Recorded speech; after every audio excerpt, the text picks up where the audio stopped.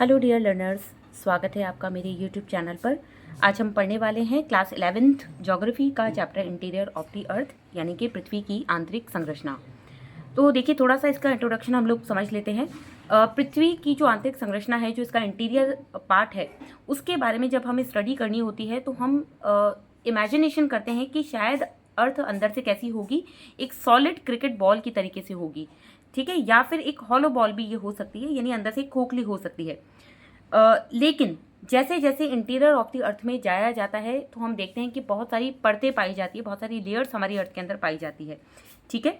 और हम देखते हैं कि जो वॉल्केनो है, उस वॉल्केनो से जो गर्म लावा निकलता है, हॉट मॉल्टन लावा निकलता है, जो मिट्टी निकलती है, जो धुआं निकलता है, आग, मैग्मा, ये सब चीज़ें जो निकलती है, ये एक्चुअली हमें पृथ्वी के आंतरिक स्ट्रक्चर के बारे में, इंटीरियर स्ट्रक्चर के बारे में जानकारी देती है, ठीक है। तो ये सारी चीज़ें हैं जो हमें अर्थ के इंटीरियर के बारे में कुछ कुछ बातें बताती है।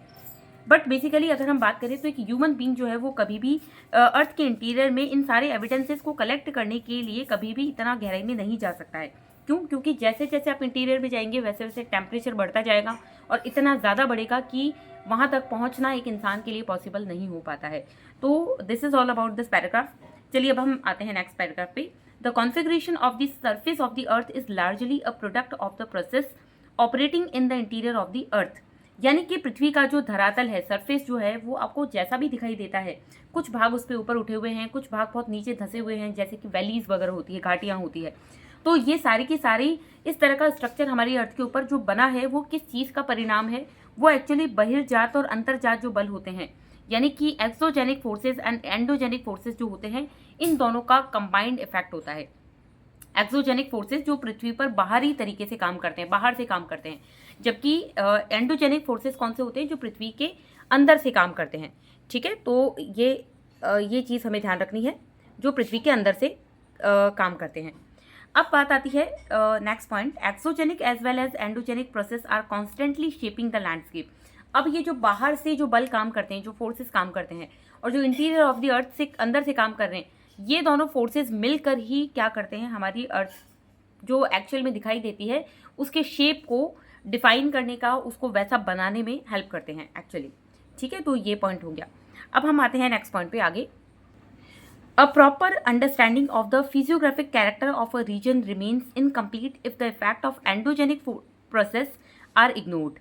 अगर आप किसी भी क्षेत्र की भू आकृति को समझना चाहते हैं, कि मान लीजिए कि किसी जगह पे अगर बहुत ऊंचे माउंटेन्स पाए जा रहे हैं तो वैसे माउंटेन वहाँ पे क्यों हैं, अगर कहीं पे बहुत गहरी गहरी घाटियाँ पाई जा रही है तो वो क्यों है, ये सारी चीज़ें अगर हम समझना चाहते हैं तो हमें सबसे इंपॉर्टेंट क्या है, क्या चीज़ समझना है? वहाँ के अंतर्जात बलों के बारे में समझना ज़रूरी है, यानी एंडोजेनिक फोर्सेस के बारे में समझना बहुत ज़रूरी है, ठीक है।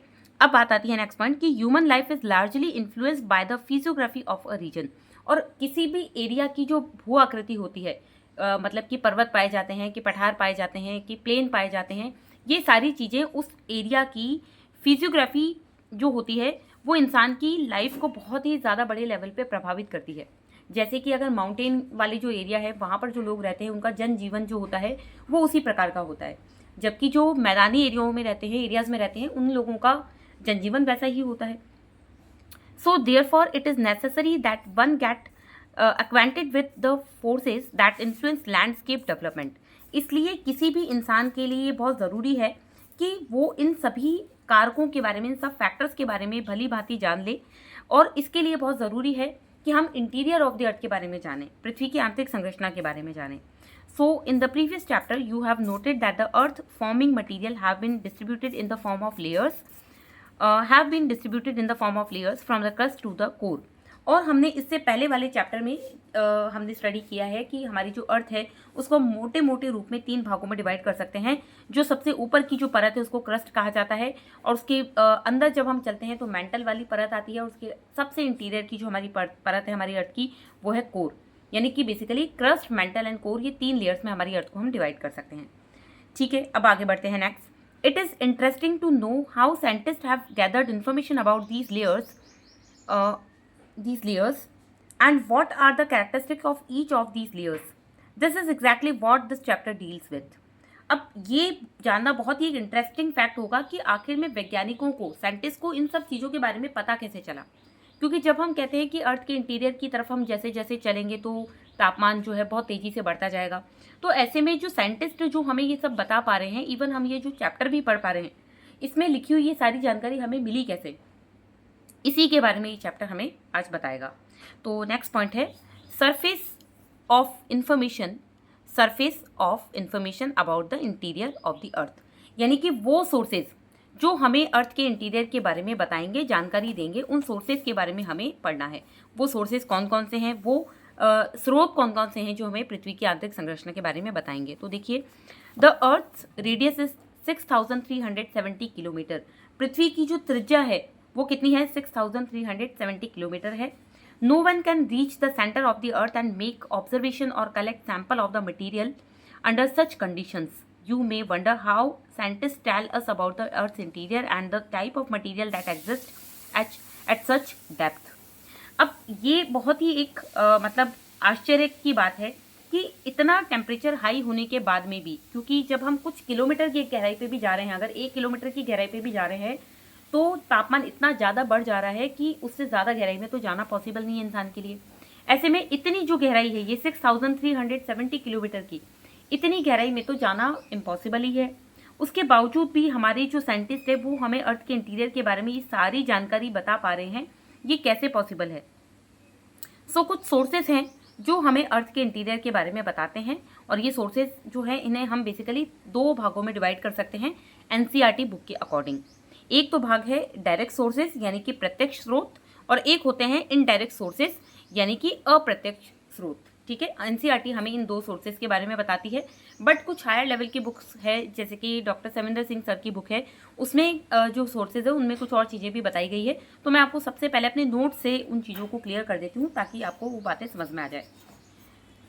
तो देखिए, सोर्सेज की जब हम बात करते हैं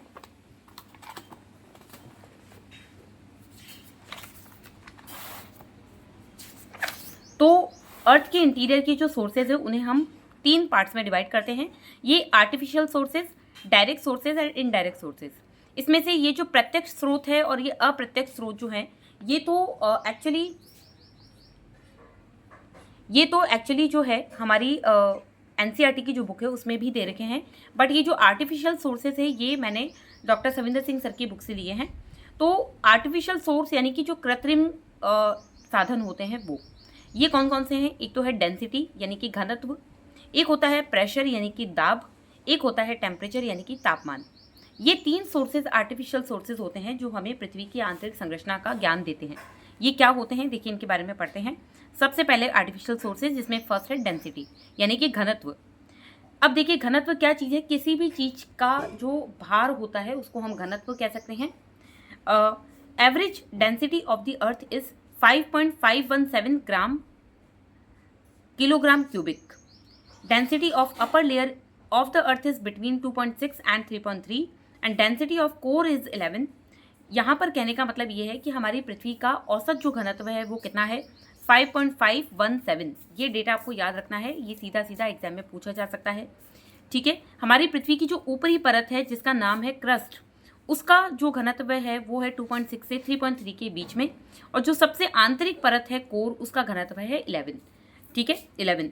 तो अब हमने ये समझा कि जैसे जैसे आप गहराई में जाएंगे वैसे वैसे जो घनत्व है वो बढ़ता जाएगा, यानी as the depth increases density also increases. So there is a direct relation between depth and density, यानी कि जो गहराई है पृथ्वी की और जो घनत्व है पृथ्वी का, उन दोनों में सीधा संबंध है, प्रत्यक्ष संबंध है। एक चीज़ अगर बढ़ रही है तो दूसरी भी बढ़ रही है, तो ये एक पॉजिटिव कोरिलेशन काइंड ऑफ चीज़ हो चुकी है। ठीक है, इसके बाद में आता है नेक्स्ट नंबर 2 प्रेशर यानी कि दाब। दाब होता है जो पृथ्वी के आंतरिक भाग में जैसे जैसे हम जाते हैं तो ऊपरी परतें जो है उनका प्रेशर आंतरिक परतों के ऊपर पड़ता है। ये बिल्कुल वैसा ही है जैसे आपने अगर अपनी हथेली के ऊपर बहुत सारी किताबों को रख लिया तो आपको सबसे ज़्यादा प्रेशर अपनी हथेली पे फील होगा, क्योंकि उसके ऊपर बहुत सारी बुक्स रखी हुई है। उन सभी बुक्स का जो प्रेशर है वो आपको अपने हाथ के ऊपर फील हो रहा है। तो एग्जैक्टली वैसे ही पृथ्वी की जो सबसे इनर मोस्ट लेयर है, दैट इज कोर लेयर के ऊपर पृथ्वी की जो ऊपर की सभी परतें उनका प्रेशर पड़ता है। इसलिए हम कह सकते हैं कि जैसे जैसे आप गहराई की तरफ जाएंगे वैसे वैसे जो दाब है वो भी बढ़ता जाएगा। क्यों? क्योंकि ऊपर की जो परतें हैं उनका दाब उस पर पड़ता है। तो मैक्सिमम प्रेशर कहाँ मिलेगा आपको? कोर वाली जो परत है उस पर। इसके बाद में आती है बात टेम्परेचर की, यानी तापमान की। तापमान भी जो है वो हमारी अर्थ की गहराई बढ़ने के साथ साथ में बढ़ता जाता है। और लेकिन एक इम्पॉर्टेंट चीज़ है कि ये तापमान बढ़ने की जो रेट होती है, जो दर होती है, वो घटती जाती है। कैसे, इस बात को समझिए। जैसे मान लीजिए कि ये यहाँ पे पृथ्वी का एक छोटा सा मैंने स्ट्रक्चर बना रखा है। इस स्ट्रक्चर में आप देख सकते हैं कि पहले एक लेयर से दूसरी लेयर में आप जा रहे हैं तो 10 डिग्री टेम्परेचर बढ़ गया, ठीक है। इस दूसरी लेयर से तीसरी लेयर पे जब आप गए तो तापमान बढ़ तो रहा है, लेकिन कितना, 5 डिग्री बढ़ा। अब इस वाली लेयर से आखिरी जो पॉइंट है हमारी अर्थ का इंटीरियर का, वहां तक जब आप जाएंगे तब भी टेम्परेचर बढ़ तो रहा है, लेकिन कितना, 1 डिग्री ओनली। तो अब देखते हैं कि पृथ्वी की ऊपरी लेयर से आंतरिक परत तक जाते जाते तापमान तो बढ़ रहा है, ठीक है। देखिए 10 डिग्री बढ़ गया, 5 डिग्री बढ़ गया एंड 1 डिग्री बढ़ गया, लेकिन इनके बढ़ने की जो दर है, यानी कितना बढ़ गया टेम्परेचर, वो धीरे धीरे कम होता जाएगा। देखिए यहाँ पे 10 डिग्री बढ़ा, फिर 5 डिग्री बढ़ा, यानी और फिर 1 डिग्री बढ़ा। तो टेम्परेचर बढ़ेगा तो सही, लेकिन उसके बढ़ने की जो दर है वो डिक्रीज होती जाएगी। देखिए 10 से 5 हो गई, 5 से 1 हो गई, तो ये जो दर होती है, जो रेट होती है, ये डिक्रीज होती जाएगी, ठीक है। और पृथ्वी के आंतरिक भाग में टेम्परेचर बढ़ता क्यों है? क्योंकि देखिए प्रेशर बढ़ेगा, किसी भी चीज़ का प्रेशर जब दूसरी चीज़ पे प्रेशर पड़ता है तो तापमान वहाँ का बढ़ जाता है। इसको आप ऐसे समझ सकते हैं कि अपने एक हाथ की हथेली को आप दूसरे हाथ की हथेली पे दबाने की कोशिश करेंगे तो आपको दोनों हथेलियों के बीच में थोड़ी सी गर्माहट महसूस होगी। यही क्या है, प्रेशर की वजह से जो टेम्परेचर इंक्रीज हो रहा है वो आपको महसूस होगा। तो वैसे ही अर्थ की इंटीरियर में जाने पर जब प्रेशर बढ़ता है, डेंसिटी बढ़ती है, तो तापमान भी बढ़ता है। और इसके साथ साथ में कुछ रेडियो एक्टिव एलिमेंट्स भी हमारे अर्थ के इंटीरियर भाग में पाए जाते हैं, जिनका भी प्रभाव वहाँ पे पड़ता है।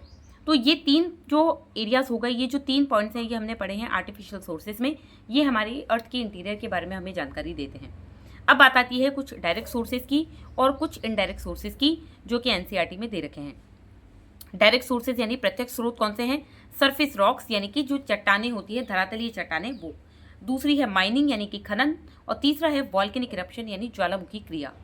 इसी प्रकार से इनडायरेक्ट सोर्सेज में मिट्योर्स आ गए, फिर ग्रेविटेशन यानी गुरुत्वाकर्षण आ गया, फिर मैग्नेटिक फील्ड यानी चुंबकीय फील्ड आ गई। उसके बाद में सीस्मिक एक्टिविटी, यानी कि जो हमारी भूकंपीय जो गतिविधियां हैं वो आ गई। तो इनके बारे में 1 बाय 1 अब हम हमारी बुक से पढ़ना शुरू करते हैं।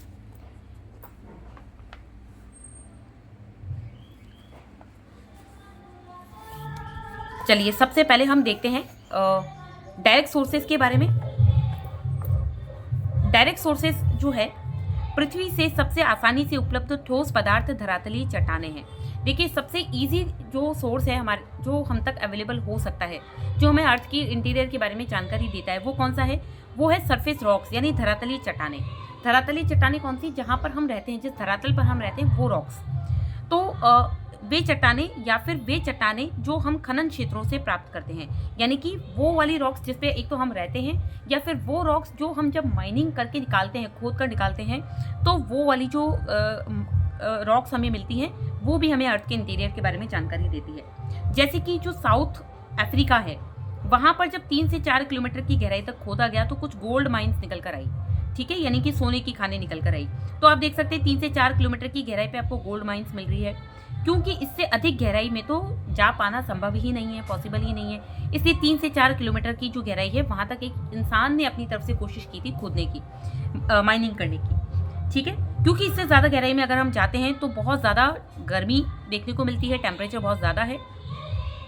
Besides mining, scientists have taken up number of projects to penetrate deeper depth to explore the condition in the crustal portion। अब माइनिंग के अलावा कुछ और प्रोजेक्ट्स भी हमारे जो साइंटिस्ट हैं उन्होंने चलाए हैं, और उन प्रोजेक्ट्स के माध्यम से इस 3 से 4 किलोमीटर की गहराई से भी अधिक गहराई में जाने का प्रयास किया गया है। ये कौन कौन से प्रोजेक्ट्स हैं? जैसे कि deep ocean drilling project. Deep ocean drilling project जो है वो एक ऐसा प्रोजेक्ट है जिसको हम कहते हैं प्रवेधन परियोजना, जो गहरे समुद्र में माइनिंग करके बनाया गया है। इसी तरीके से एक है project integrated ocean drilling project. ये दोनों इस प्रकार के कुछ प्रोजेक्ट्स हैं, और इन्हीं प्रोजेक्ट के तहत the deepest drill at Kola Peninsula in Arctic Ocean has so far reached at the depth of 12 kilometre.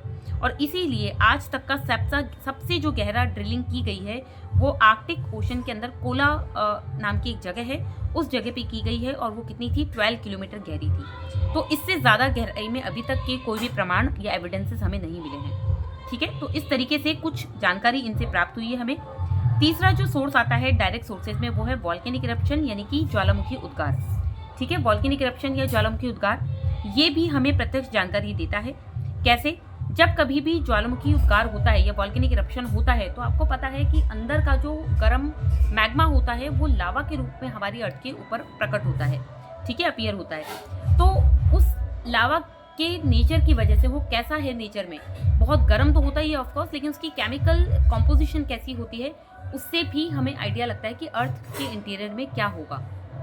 तो इस तरीके से वॉल्केनिक इरप्शन भी डायरेक्ट सोर्स का ही एक पार्ट है। तो ये अभी तक हमने आज बेसिक जानकारी पढ़ी है और सोर्सेज में हमने जो है डायरेक्ट सोर्सेज के बारे में आज हमने पढ़ा है। अपने अगले लेक्चर में हम लोग बात करेंगे इनडायरेक्ट सोर्सेज के बारे में। तो उम्मीद करती हूँ आपको आज तक की ये जो जानकारी है ये पसंद आई होगी और आगे भी मेरी कोशिश रहेगी कि क्लासेस जो है वो कंटिन्यू रहे। और तब तक के लिए आप लोग जो है अपनी चीज़ों को रिवाइज करते रहिए और अच्छे से पढ़ते रहिए। तो मिलते हैं अपने नेक्स्ट लेक्चर में, तब तक के लिए थैंक यू।